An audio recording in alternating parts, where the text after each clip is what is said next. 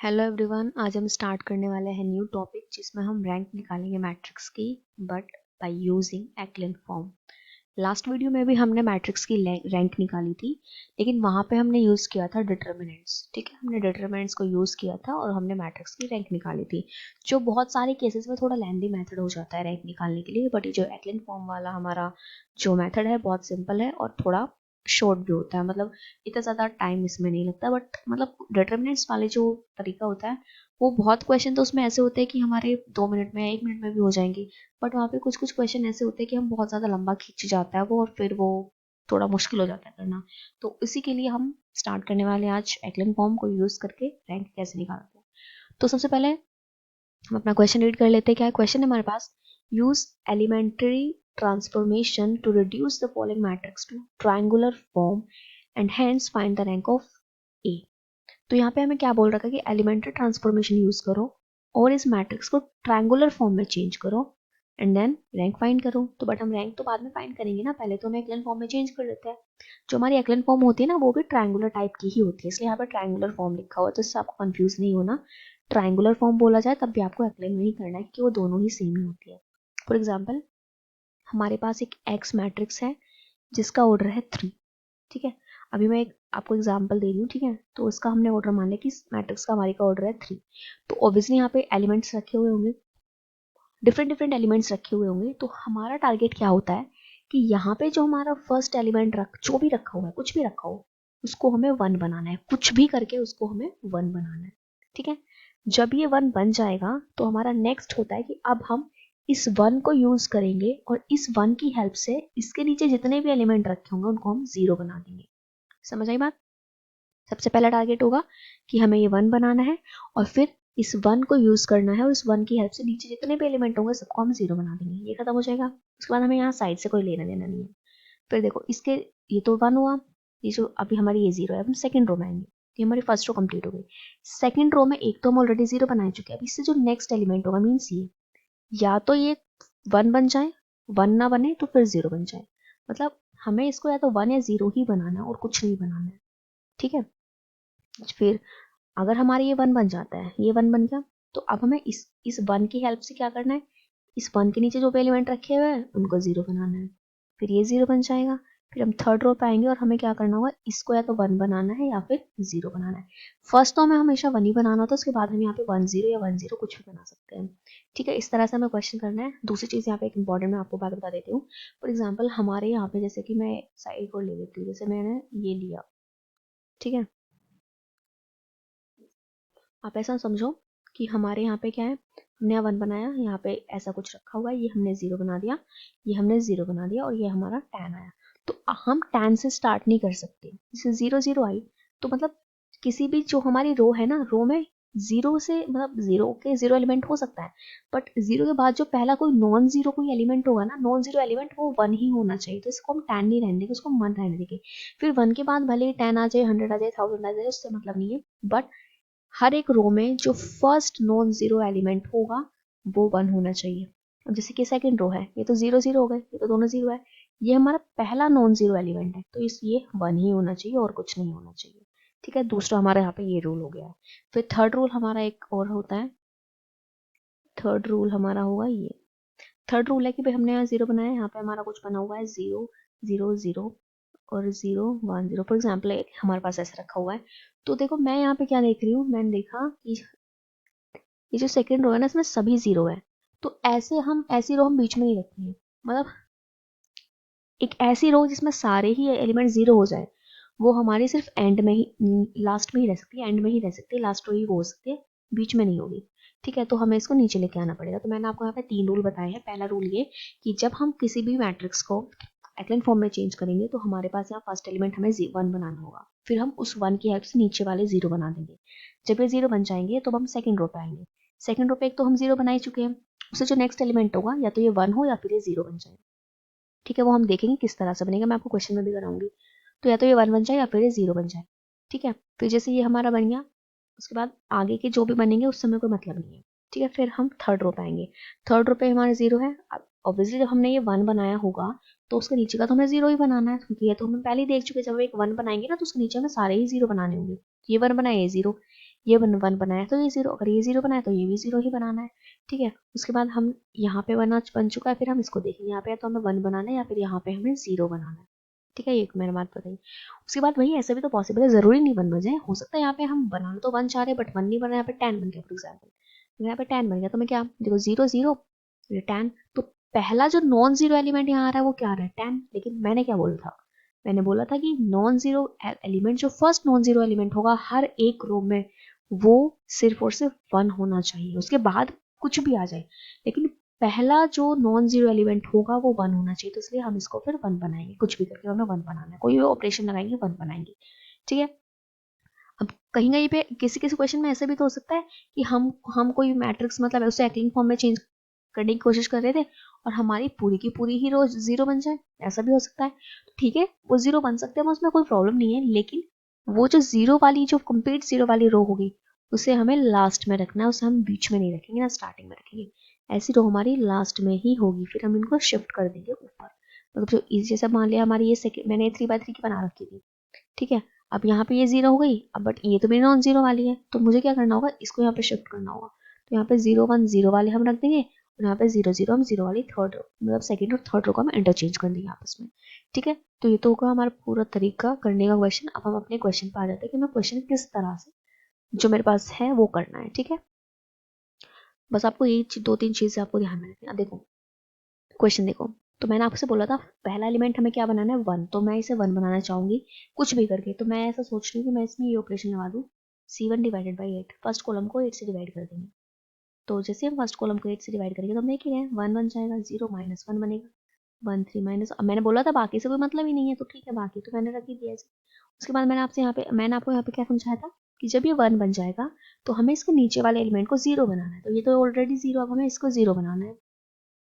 साथ में मैंने ये भी बोला था कि इसी को यूज करके इनको 0 बनाना है, तो देखो अगर मैं R3 अगर मैं R3 प्लस R1 कर दूंगी तो क्या होगा, ठीक है। अभी देखते हैं क्या होगा, थर्ड रो में चेंज हुआ है ना, तो पहले मैं बाकी सारे लिख लेती हूँ, थर्ड बाद में लिखूंगी।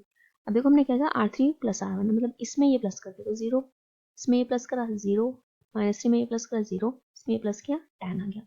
उसके बाद ये हो गया कंप्लीट। उसके बाद हमने क्या बोला था कि जब हमारी कंप्लीट होकर जाएगी फिर हम सेकंड रो पे आएंगे, सेकंड रो पे ये तो जीरो एलिमेंट है, तो जीरो से जब आगे बढ़ेंगे तो ये जो एलिमेंट हो या तो ये 0 बन जाए या फिर ये 1 हो। अब ये 1 तो नहीं दिखाई दे रहा ना ये 0 दिखाई दे रहा है, तो मैं ऐसा 1 बनाने की कोशिश करूंगी, तो 1 कैसे बनेगा, तो मैं ऐसा कर रही हूँ कि C2 times 2 C2 divide by 3 किया हमने, तो ये तो सेम ही है, तो ये हो जाएगा 1/3, ये 1 ये 0, ये 3 ये 2 ये 0 ये 6 ये 2 ये 10। उसके बाद मैंने आपसे क्या बोला था कि जब ये 1 बन जाएगा आगे हमारे कुछ भी कोई प्रॉब्लम नहीं है, लेकिन पहला नॉन जीरो एलिमेंट हमारा 1 होना चाहिए, ठीक है हो गया। फिर हम थर्ड पे आए, ये 0 ये 0 ये 0, नो प्रॉब्लम, इससे हमें कोई इशू नहीं है। बट हम जैसे यहाँ पे आए हमने देखा कि ये हमारा ओके एक एलिमेंट आया, बट मतलब थर्ड रो पे हमारा ये ही तो पहला एलिमेंट है जो नॉन जीरो है, लेकिन ये 10 है, तो लेकिन हमने क्या बोला था कि हर एक रो में जो फर्स्ट नॉन जीरो एलिमेंट होगा वो 1 होगा, तो इसलिए अब हमें इसको 1 बनाना होगा। तो इसके लिए मैं क्या कर रही हूँ R3 times 2 R3 divided by 10, तो इस बार हम क्या करें कि R3 को 10 से डिवाइड कर देते हैं, ठीक है। आप C3 को भी कर सकते हैं, ऐसा नहीं आप उसको नहीं कर सकते, आप उसको भी कर दो कोई प्रॉब्लम नहीं है, लेकिन मैं R3 इसलिए कर रही हूँ क्योंकि इन पे कोई फर्क नहीं पड़ेगा ना, ये ऐसे ही रह जाएंगे, ठीक है, इसलिए मैंने R3 किया। तो आप ये बात समझना, वैसे आप C3 को करोगे उससे भी कोई प्रॉब्लम नहीं होगी। तो 0/10 0 0/10 0 0/10 0 और 10/10 हो जाएगा 1, तो आप देख रहे हैं ना 1 1 और 1, ठीक है। अब यहाँ पे कोई ऐसी रो तो नहीं है जिसमें सारे एलिमेंट 0 है, तो हमें देखना ही नहीं है कि हमें वो नीचे रखने की, ऐसा कोई बन ही नहीं रहा है, तो ये हमारी क्या होगी एक्लेन फॉर्म में चेंज हो गई, ये ही एक्लेन फॉर्म होती है जो भी मैंने बताई आपको, ये ही होती है एक्लेन फॉर्म। थोड़ा आपको फर्स्ट टाइम में समझने में थोड़ी प्रॉब्लम हो सकती है, तो आप वीडियो को 2 बार देख लेना, आपको समझ आ जाएगी, ओके, थोड़ा शांत दिमाग से देखना। अब लेकिन हमारा जो मेन टारगेट था वो क्या था, वो था इसकी रैंक निकालने का। तो जब हम एक्लेन फॉर्म में चेंज कर देंगे, एक्लेन फॉर्म में चेंज करने के बाद हम चेक करेंगे कि ये जो हमारी जो एक्लेन फॉर्म बनी हुई है इसमें कितनी रो है, तो हमने देखा 3 रो है, लेकिन इन 3 में से ऐसी कितनी रो है जो जिसके एलिमेंट्स नॉन जीरो है, तो इसके भी नॉन जीरो, इसके भी नॉन जीरो, इसके भी नॉन, मतलब कंप्लीटली जीरो तो नहीं है ना, अब इसमें ठीक है ये 3 जीरो है, बट ये एक तो हमें नॉन जीरो मिल गया ना, तो ओवरऑल देखा जाए तो ये तीनों ही ऐसी रो है कि इनमें ये कम्प्लीटली जीरो नहीं है तीनों ही, तो इसकी रैंक कितनी आ जाएगी, 3 आ जाएगी। अब ऐसा मान लो फॉर एग्जाम्पल यहाँ पे हमारा 0 बन गया, ये 1 नहीं बना 0 बन गया, तो तब ऐसे केस में हमारी रैंक क्या होगी, हमने देखा भाई रो तो 3 है लेकिन एक तो इसमें पूरी 0 है, तो इसका मतलब इसकी रैंक हो जाएगी 2। क्लियर हो गया, समझ आई ना बात। तो ये हमारा था फर्स्ट क्वेश्चन। अब हम वो करते हैं सेकंड क्वेश्चन। अब देखो ये हमारा नेक्स्ट क्वेश्चन है, इसमें हमें क्या करना है, reduce the following matrix to its echelon form and find its rank. तो एक्लिन फॉर्म में चेंज करना है, फिर रैंक फाइंड करनी है। तो एक्लिन फॉर्म क्या होती है कि हमें जो फर्स्ट एलिमेंट है इसको 1 बनाना है, ये ऑलरेडी 1 है, तो हमारा ये एक छोटा सा काम आसान हो गया है ना। उसके बाद जब ये 1 बन जाता है, इसके जो नीचे वाले एलिमेंट्स हैं उनको हमें इसी की हेल्प से 0 बनाना है। ठीक है, तो देखो ये R2 है, तो मैं ये ऑपरेशन लगा रही हूँ R2 times 2 R2 minus 3 times R1। ठीक है, इस R2 में से 3 टाइम्स इसको माइनस कर दूंगी, तो 3 टाइम्स करूंगी तभी तो 3 बनेगा ना। साथ में इसको भी करना है, तो साथ में ये ऑपरेशन लगा दूंगी R3 times 2 R3 plus R1, इसके साथ ये प्लस करेंगे तो ये भी 0 बन जाएगा। तो ठीक है, कर देते हैं। अब चेंज R2 R3 में आया है, तो हम R1 को एज इट इज पहले रख लेते हैं। अब देखो R2 माइनस 3 टाइम्स R1, मतलब इसमें से 3 टाइम्स ये जाएगा तो 0, फिर इसमें से 3 टाइम्स ये जाएगा, मतलब 9 में से 3 टाइम्स ये, तो ये भी 0 आएगा। इसमें से ये 3 टाइम्स, मतलब 12 में से 3 टाइम्स ये भी 0 बन गया। इसमें से ये 3 टाइम्स, मतलब 9 माइनस 15, तो कितना आया, -6। ठीक है, अब इसमें से ये तो सीधे सीधे प्लस करना है, 0 इसमें ये प्लस 0 इसमें ये प्लस 0 इसमें ये प्लस, तो ये हमारे पास 2। ठीक है, उसके बाद हमें क्या करना था, हम सेकेंड रो पे आए थे, हमने ये देखा 0, नेक्स्ट एलिमेंट हमें 1 बनाना था या फिर वो 0। अब हम तो 1 बनाते अगर होता, बट ऑलरेडी 0 तो कोई प्रॉब्लम नहीं है। फिर हम ये 0 नहीं है तो हमें नेक्स्ट 1, मतलब ये तो 1 नहीं बन पाया तो हमें नेक्स्ट 1 बनाना था, बट ये भी 0 है, कोई प्रॉब्लम नहीं है।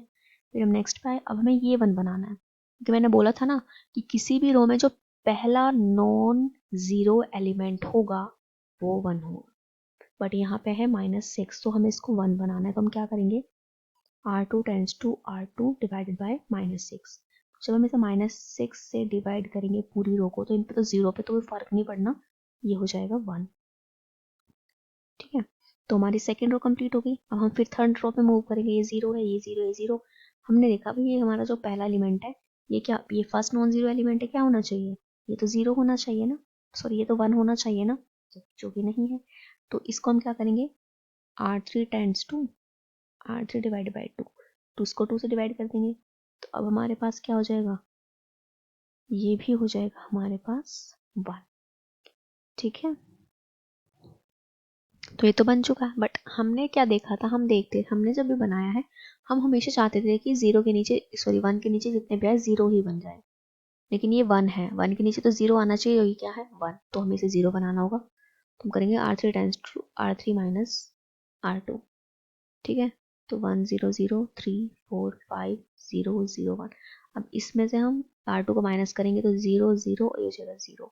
ठीक है, अब हमें इसकी रैंक फाइंड करनी है, रैंक ये ए मैट्रिक्स है, बी जो भी मैट्रिक्स थी इसके में रैंक निकालने। तो अगर हम रैंक की बात करते हैं, मैंने रैंक क्या होती है, रैंक होती है कि जितनी भी किसी मैट्रिक्स में रो होंगी, और वो भी कौन कैसी रो, इसमें 0 एलिमेंट ना हो, जो कम्प्लीटली 0 ना हो। अब ठीक है, ये तो कम्प्लीट, ये तो बिल्कुल ठीक है, तो उसके तो सारे एलिमेंट नॉन जीरो है। इसमें 3 एलिमेंट नॉन जीरो, लेकिन एक तीन एलिमेंट 0 है, बट हमें एक भी अगर नॉन जीरो मिल गया तो हम इसे कंसिडर करेंगे।